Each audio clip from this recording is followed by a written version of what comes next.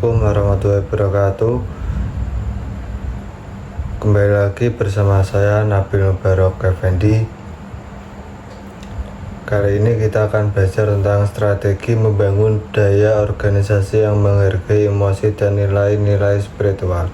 Membangun budaya organisasi yang menghargai emosi dan nilai-nilai spiritual membutuhkan pendekatan yang holistik dan berkelanjutan.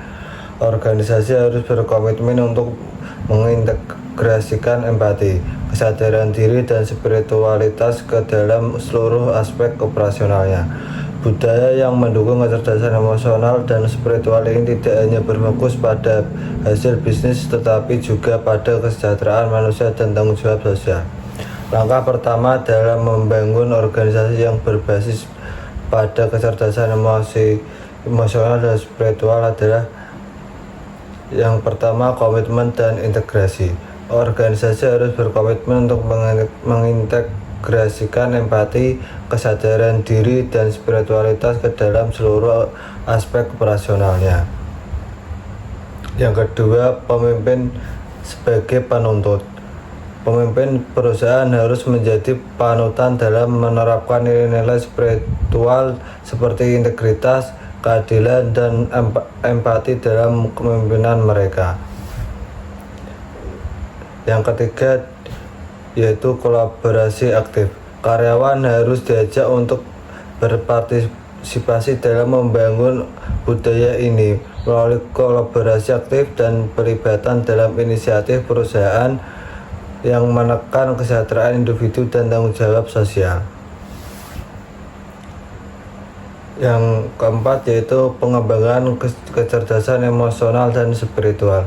Program pengembangan kecerdasan emosional atau EQ dan kecerdasan spiritual ESQ bertujuan untuk membangun karyawan, meningkatkan kesadaran diri, pengelolaan emosi, empati, dan kemampuan mereka dalam menerapkan nilai-nilai spiritual.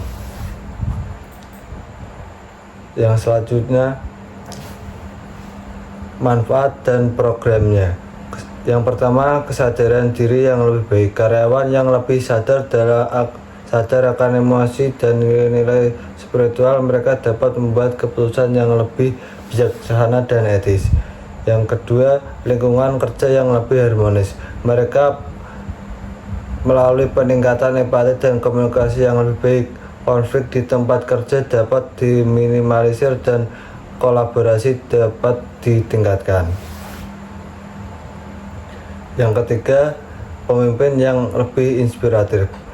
Pemimpin yang memahami pentingnya nilai-nilai spiritual dan kecerdasan emosional dapat menginspirasi tim mereka untuk bekerja dengan integritas dan komitmen yang lebih besar.